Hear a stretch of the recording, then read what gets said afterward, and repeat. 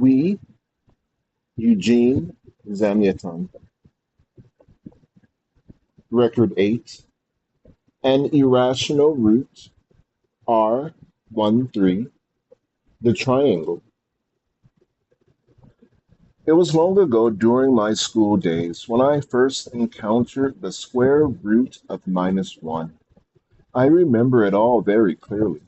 A bright globe-like class hall, about 100 round heads of children, and Plapa, our mathematician. We nicknamed him Plapa. It was a very much used-up mathematician, loosely screwed together, as the member of the class who was on duty that day would be putting the plug into the socket. Behind, we would hear at first from the megaphone, clap, clap, clap, clap. Only then the lesson would follow.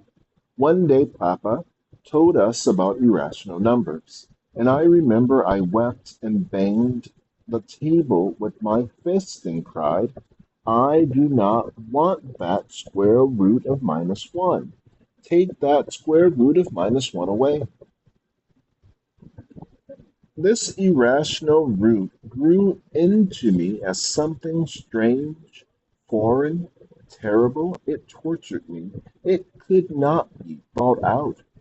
It could not be defeated because it was beyond reason. Now that square root of -1 is here again. I read over what I have written, and I clearly see that I was insincere with myself, that I lied to myself in order to avoid seeing that square root of -1. My sickness, etc., is all nonsense. I could go there. I feel sure that if such a thing had happened a week ago, I should have gone without hesitating. Why then am I unable to go now? Why? Today, for instance, at exactly 16:10, I stood before the glittering glass wall. Above was the shining golden sun-like sign, Bureau of Guardians. Inside, a long queue of bluish-gray uniques awaiting their turns, faces shining like the oil lamps in an ancient temple. They came to accomplish a great thing. They came to put on the altar of the United States their beloved ones, their friends, their own selves. My whole being craved to join them, yet I could not. My feet were as though melted into the glass plates of the sidewalk. I simply stood there looking foolish. Hey, mathematician, dreaming? I shivered.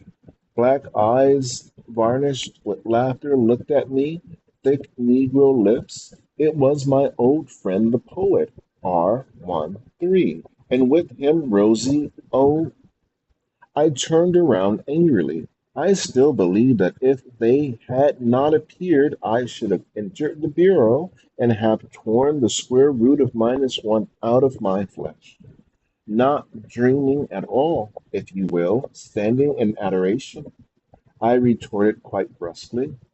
Oh, certainly, certainly. You, my friend, should never have become a mathematician. You should have become a poet, a great poet. Yes, come over to our tree, to the poets, eh? If you will, I can arrange it in a jiffy, eh? R13 usually talks very fast.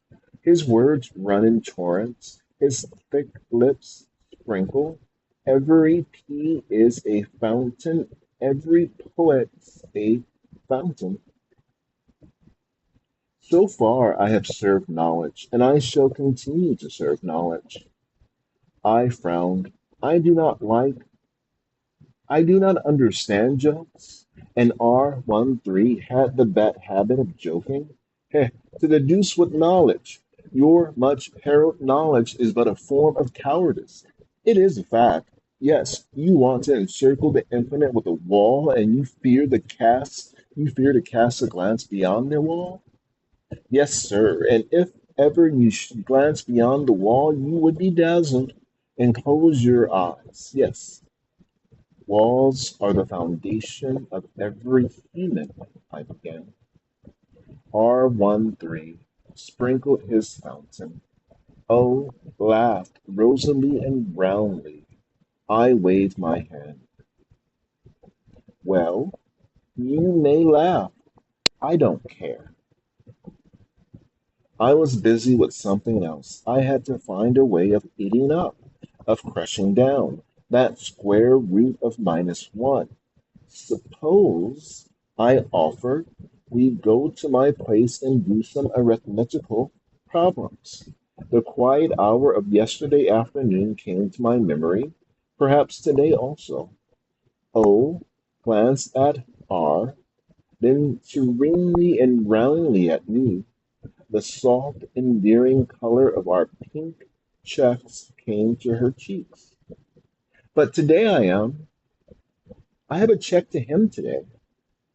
A glance at R. And tonight he is busy so that the moist, varnished lips whispered good-naturedly, "Half an hour is plenty for us, is it not, O? I am not a great lover of your problems. Let us simply go over to my place and chat." I was afraid to remain alone with myself, or to be more correct, with that new strange self who by some curious coincidence bore my number, B503. So I went with R. True, he is not precise, not rhythmic. His logic is jocular and turned inside out. Yet we are. 3 years ago, we both chose our dear Rosie O. This ties our friendship more firmly together than our school days did. In R's room, everything seems like mine. The tables, the glass of the chairs, the table, the closet, the bed. But as we entered, R moved one chair out of place, then another. The room became confused. Everything lost the established order and seemed to violate every rule of Euclid's geometry. R remained the same as before. In Taylor and in mathematics, he always lagged at the tail of the class. We called Papa. How we boys used to paste the whole surface of his glass legs with paper notes expressing our thanks. We all loved Papa. We recalled our priest. It goes without saying that we were taught not the law of ancient religion, but the law of the United States. Our priest had a very powerful voice. A real hurricane would come out of the megaphone, and we children would yell the prescribed text after him with all our lung power. We recalled how our scapegrace R13 used to stuff the priest with chewed paper. Every word was thus accompanied by a paper wad shot out. Naturally, R was punished, for what he did was undoubtedly wrong, but now we laughed heartily. By we, I mean our triangle, R, O, and I. I must confess, I must confess, I too. And what if he had been a living one, like the ancient ones, eh? We'd have a fountain running from that fat bubbling lips. The sun was shining through the ceiling, the sun above, the sun from the sides, its reflection from below. Oh, on R13's lap, and minute drops of sunlight on O's blue eyes. Somehow my heart warmed up. The square root of -1 became silent and motionless. Well, how is your integral? Will you soon hop off to enlighten the inhabitants of the planets? You'd better hurry up, my boy, or we poets will have produced such a devilish lot that even your integral will be unable to lift the cargo. Every day from 8 to 11, R wagged his head and scratched the back of it. The back of his head is square. It looks like a little valise. I recalled for some reason an ancient painting in the cab. I felt more lively. You two are writing for the integral? Tell me about it. What are you writing about? What did you write today, for instance? Today I did not write. Today I was busy with something else. Busy sprinkled straight into my face. What else? R frowned. What? Well, if you insist, I'll tell you I was busy with the death sentence. I was putting a death sentence into verbs. An idiot, and to be frank, one of our poets for 2 years. We all lived side by side with him and nothing seemed wrong. Suddenly he went crazy. I, said he, am a genius, and I am above the law. All that sort of nonsense, but it is not a thing to talk about. The fat lips hung down, the varnish disappeared from the eyes. He jumped up, turned around, and stared through the wall. I looked at his tightly closed little valise and thought, what is he handling in his little valise now? A moment of awkward, asymmetric silence. I could not see clearly what was the matter, but I was certain there was something. Fortunately, the antediluvian time of those Shakespeares and Dostoevskis, or what were their names, is past, I said in a voice deliberately loud. R turned his face to me, words sprinkled and bubbled out of him as before, but I thought I noticed there was no more joyful varnish to his eyes.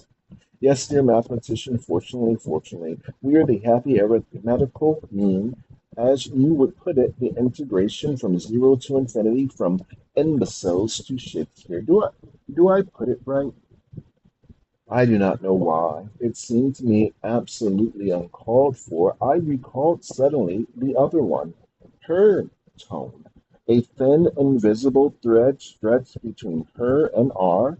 What thread? The square root of -1 began to bother me again. I glanced at my badge, 72, 7, I glanced at my badge, 16:25 o'clock. They had only 35 minutes for the use of the pink check. Well, I must go. I kissed O, shook hands with R, and went to the elevator. As I crossed the avenue, I turned around. Here and there in the huge mass of glass penetrated by sunshine, there were grayish blue squares, the opaque squares of lowered curtains, the squares of rhythmic, taylorized happiness. On the seventh floor, I found R13's square. The curtains were already lowered. Dear O, dear R. He also has, I do not know why I write this also, but I write as it comes from my pen. He too has something which is not entirely clear in him, yet I, he, and O, we are a triangle, I confess, not an isosceles triangle, but a triangle nevertheless.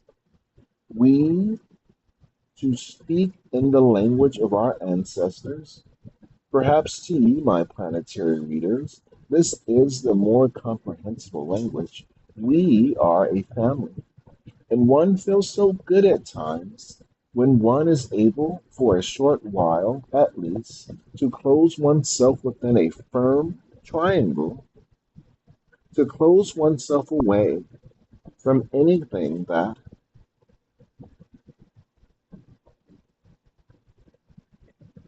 Record 9, Liturgy, Iambus, the cast iron pan. A solemn bright day. On such days one forgets one's weaknesses, inexactitudes, illnesses, and everything is crystalline and imperturbable, like our new glass. The platha of the cube, 66 imposing concentric circles, stand 66 rows of quiet, serene faces, eyes reflecting the shining of the sky, or perhaps it is the shining of the United States, red like blood, and the flowers, the lips of the women, like soft garlands, the faces of the children in the first rows nearest the place of action, profound, austere, Gothic silence. To judge by the descriptions which reach us from the ancients, they felt somewhat like this during their church services, but they served their nonsensical, unknown God. We serve our rational God, whom we most thoroughly know. Their God gave them nothing but eternal torture and seeking. Our God gives us absolute truth. That is, he has rid us of any kind of doubt. Their God did not invest anything cleverer than sacrificing oneself. Nobody knows what for. We bring to our God, the United States, a quiet, rational, careful, thought out sacrifice. Yes, it was a solemn liturgy for the United States, a reminiscence of the great days, years of the 200 Years' War, a magnificent celebration of the victory of all over one, of the sum over the individual. That one stood on the steps of the cube which was filled with sunlight, a white, now not even white, but already colorless glass space, lips of glass, and only the eyes, thirsty, swallowing black holes leading into the dreadful world from which he was only a few minutes away. The golden badge with the number already had been taken off. His hands were tied with a red ribbon, a symbol of ancient custom. The explanation of it is that in the old times, when this sort of thing was not done in the name of the United States, the convicted naturally considered that they had the right to resist. Hence, their hands were usually bound with chains. On the top of the cube, next to the machine, the motionless metallic figure of him whom we call the well-doer. One could not see his face from below. All one could see was that it was bounded by austere, magnificent square lines in his hands. Did you ever notice how sometimes in a photograph the hands, if they were too near the camera, came out enormous? They then compel your attention, overshadow everything else. Those hands of his, heavy hands, quiet for the time being, were stony hands. It seemed the knees on which they rested must have had pains to bear their weight. Suddenly one of those hands rose slowly, a slow cast iron gesture, obeying the will of the lifted hand. A number came out on the platform. It was one of the state poets, whose fortunate lot it was to crown our celebration with his verses. Divine iambic brass verses thundered over the many stands. They dealt with the man who, his reason lost and lips like glass, stood on the steps and waited for the logical consequences of his own insane deeds. Ablaze. Buildings were swaying in those iambic lines and sprinkling upward their liquefied golden substance. They broke and fell. The green trees were scorched. Their sap slowly ran out, and they remained standing like black crosses, like skeletons. Then appeared Prometheus, that meant us. He harnessed fire with machines and steel, and fettered chaos with law. The world was renovated. It became like steel, a son of steel, trees of steel, men of steel. Suddenly, an insane man unchained the fire and set it free, and again the world had perished. Unfortunately, I have a bad memory for poetry, but one thing I am sure of, one could not choose more instructive or more beautiful parables.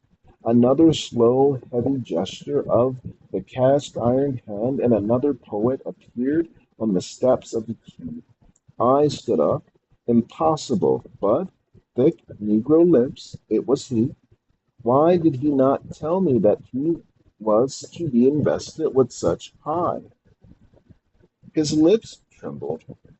They were gray. Oh, I certainly understood. To be face to face with the well-doer, face to face with the hosts of guardians. Yet one should not allow oneself to be so upset. Swift, sharp verses like an axe. They told about an unheard of crime, about sacrilegious poems in which the well-doer was called. But no, I do not dare to repeat. R13 was pale when he finished, and looking at no one, I did not expect such bashfulness of him. He descended and sat down. For an infinitesimal fraction of a second, I saw, right beside him, somebody's face, a sharp black triangle, and instantly I lost it. My eyes, thousands of eyes, were directed upward toward the machine. Then again the superhuman cast iron gestures of the hand. Swayed by an unknown wind, the criminal moved one step, one more than the last step in his life. His face was turned to the sky, his head thrown backward. He was on his last, heavy, stony like fate. The well-doer went around the machine, put his enormous hand on the lever. Not a whisper, not a breath around. All eyes were upon that hand.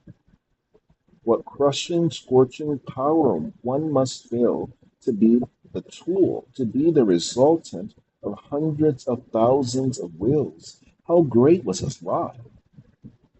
Another second. The hand moved down, switching in the current, the lightning-sharp blade of the electric ray, a faint crack like a shiver in the tubes of the machine, the prone body covered with a light phosphorescent smoke. Then suddenly under the eyes of all I began to melt, to dissolve with terrible speed, and then nothing. Just a pool of chemically pure water which only a moment ago was so red and pulsated in his heart. All this was simple. All of us were familiar with the phenomenon. Dissociation of matter, yes, the splitting of the atoms of the human body. Yet every time we witnessed it, it seemed a miracle. It was a symbol of the superhuman power of the well-doer.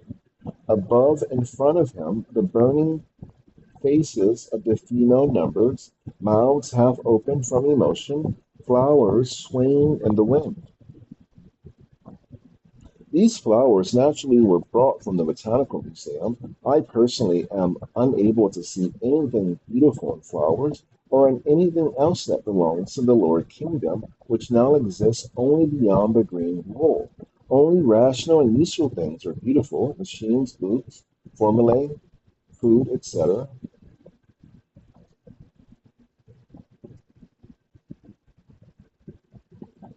According to custom, 10 women were covered with flowers, the unief of the well-doer, which was still wet with spray. With the magnificent step of a supreme priest, he slowly descended, slowly passed between the rows of stands. And like tender white branches, there rose toward him the arms of the women, and millions like one are tempestuous chairs. Then cheers in honor of the guardians who all unseen were present among us. Who knows, perhaps the fancy of the ancient man foresaw them centuries ahead, when he created the gentle and formidable guardian angels assigned to each one from the day of his birth.